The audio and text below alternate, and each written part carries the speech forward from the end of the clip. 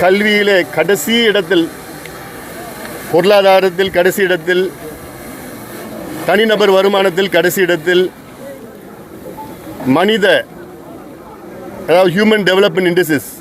மனித வளர்ச்சி குறியீடுகளில் கடைசி இடத்தில், டாஸ்மாக் விற்பனையில் முதல் இடத்தில் இருக்கின்ற